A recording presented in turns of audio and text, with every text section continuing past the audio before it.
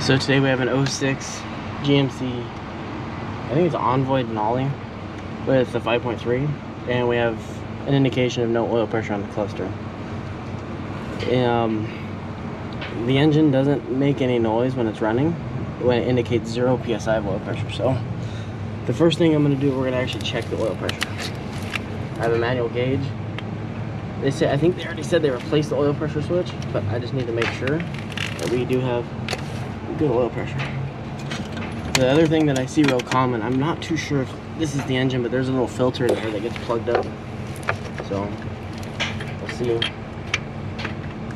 Let me get this one checked out real quick and start on the next one. So I got my oil pressure switch socket on there. I'm gonna try to sneak this out without taking too much apart.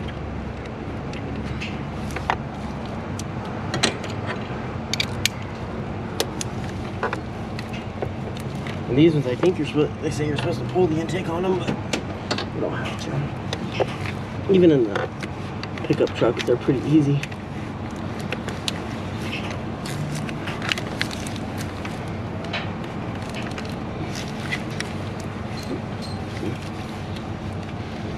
Okay.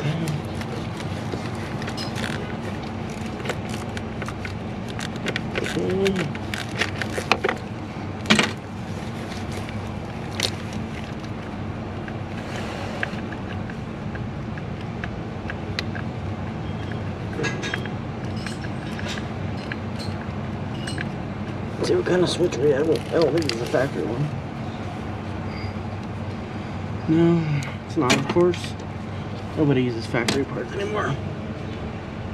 I'm gonna grab a mirror and my tap extractor real quick.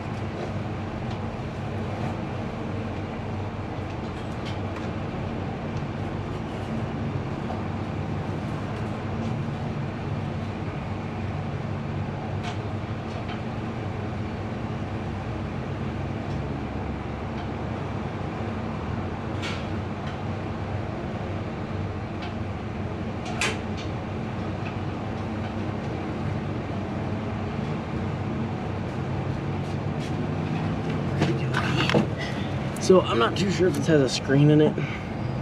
This style of engine usually does, but I just want to make sure. If there's a screen, I'm gonna pull it out and take a look at it. Yeah, there's a filter in there. So let's pull it out and take a look at it before we do the oil pressure test and see where we're at.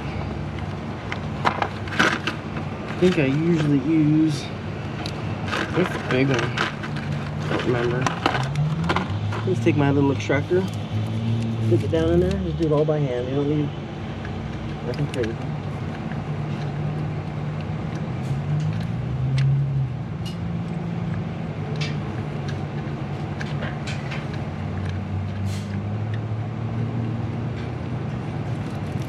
Okay. This one's actually clean. I think they just replaced it. A little bit of silicone right there, but it's not bad. I'm not gonna wipe it, I'm just gonna put it right back in, because I don't want to get my rag crap on there.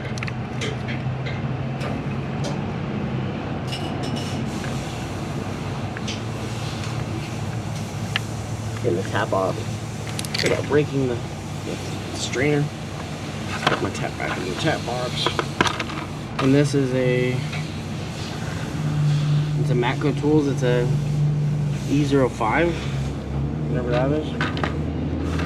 This is the kit, it's the big one, so I'm sure Matco doesn't make that. Somebody else does, like everything else.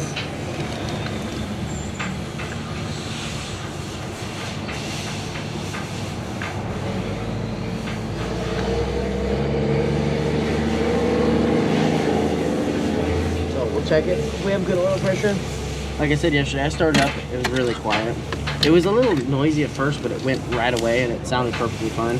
And the gauge did indicate 0 psi engine oil pressure.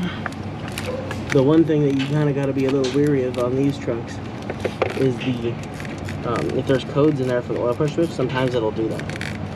So let's say they replace the sensor, they didn't clear the codes, it can cause the gauge to read 0 still.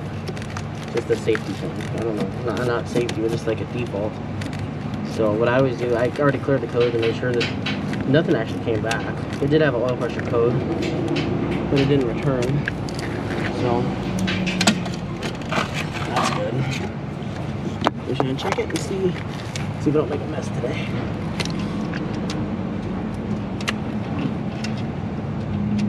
I don't think I've ever seen one of these.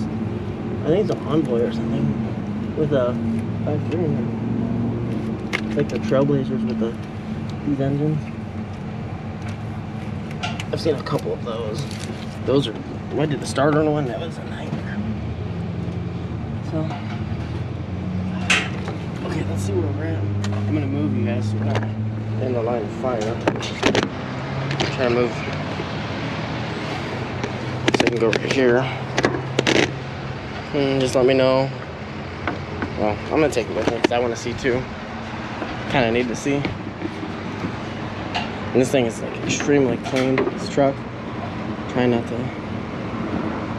So pressure gauge is being a pain in the butt.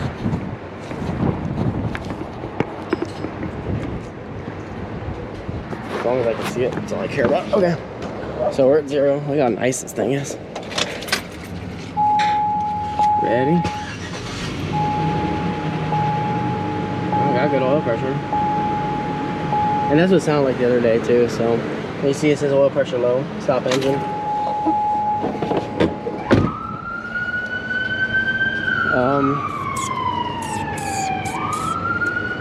So I'm just gonna get an oil pressure switch for it. The wiring looks perfectly fine back there. I didn't have no other circuitry codes, so more than likely this looks like piece of junk aftermarket switch is just junk. So we'll get one in and it'll be fine. I'll return when I get that. So I got the new sensor. This is the part number. It's 126778836. The GM parts. So we're gonna see if it fixes it, but it'll be fine. And I think it's made in Mexico. It is made in Mexico, but they seem to work the best. You know, one thing to keep in mind is generally you always get what you pay for. Buy cheap crap, you get cheap crap.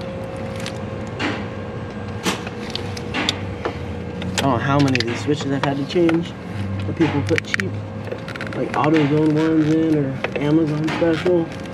Now with Amazon, now we get to worry about all those parts.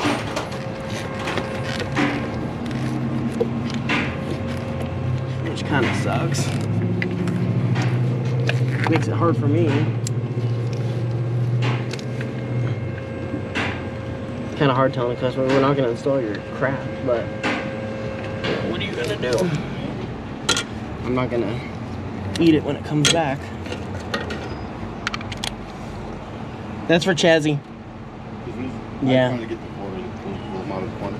Okay. Yeah. Yeah, you're good. Yeah, just grab one out of the box. Thank you.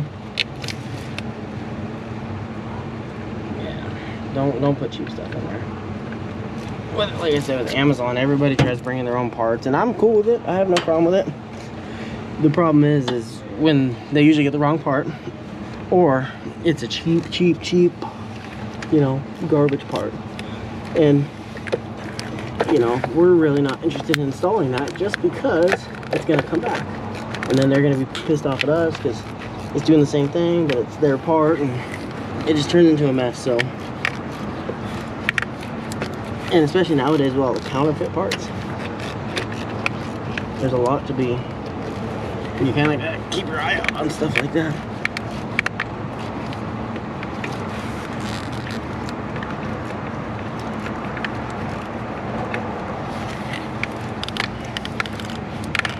That's why we get all of our parts from, you know, trusted sources. We get them all locally.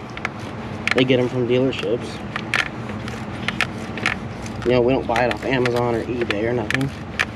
Unless we absolutely have to, which is extremely rare.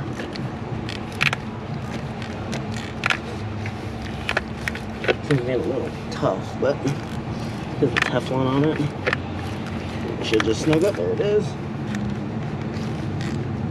But I'd say 99.9% of our parts come from local warehouses that we deal with, but you know, I'd say probably 85–90% of the parts that we install are factory parts. And the only exception is if we can't get it and the customer needs their vehicle and we'll get the best possible aftermarket part we can. Preferably not a Dorman, but sometimes you don't get to pick and choose. Or like if it's a quality aftermarket part, like a bulletproof diesel component, then I'm cool with that. So let's go inside, let's clear the codes. Let's see what we got. This thing is really clean. Let me get it set up and I'll be right back. So let's see what we got.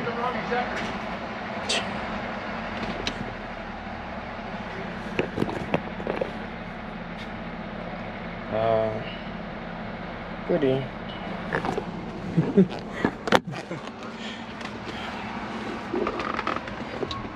188,000 miles too on the flicker screen. Waiting for the snap-on to figure out if it wants to work today or not. It needs to get in line. Dang it, I pressed the wrong button. I can see if it has oil pressure. It might not work because the oil pressure switch is unplugged.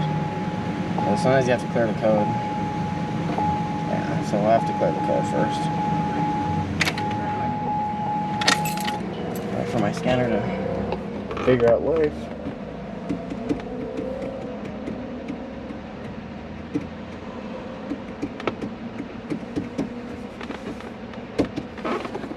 Updating my IDS too.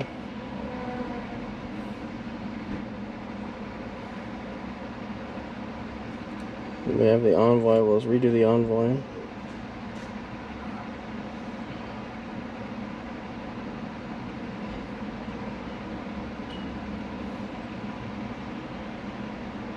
So on the engine, we're going to clear the codes. Okay, so now once I cleared the codes, you can see this is all live. The check gauge light went off. So let's just start and see what happens. And there we go, we got oil pressure. So like I said, anytime on these Chevys, you have to be very careful.